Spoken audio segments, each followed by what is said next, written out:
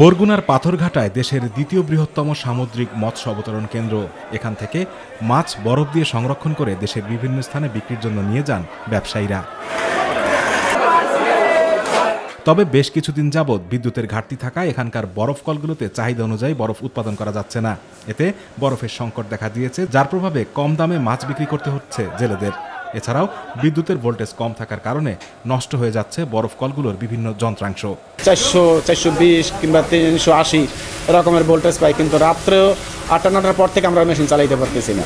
100% হইতে হলে আপনার সর্বনিম্ন আমার 14 ঘন্টা বিদ্যুৎ পেতে হবে। 360 থাকলে আমরা মেশিন চালাইতে পারি, কিন্তু 300 ভোল্টেজ দেয়, 280 ভোল্টেজ দিতে আমরা মেশিন চালাইতে পারি না। জন্য বরফে আমাদের খুব ঘাটতি হয়, মাছ নষ্ট হয়ে যায়। এই উপজেলায় বিদ্যুতের চাহিদা রয়েছে 11.5 মেগাওয়াট, তবে এখানে বরাদ্দ আছে 5 মেগাওয়াট। চাহিদার তুলনায় কম বিদ্যুৎ সরবরাহ থাকায় প্রতিদিন গড়ে 8 থেকে 10 ঘন্টা লোডশেডিং দেওয়া হচ্ছে।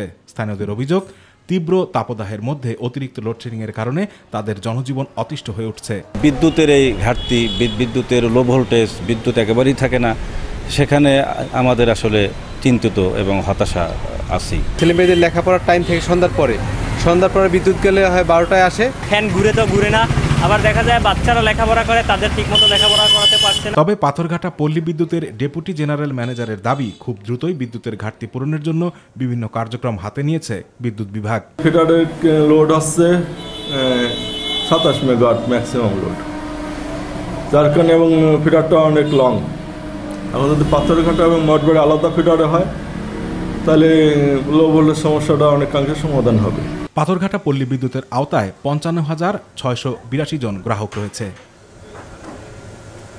আতিকুর রহমান তিতাস, মাই টিভি।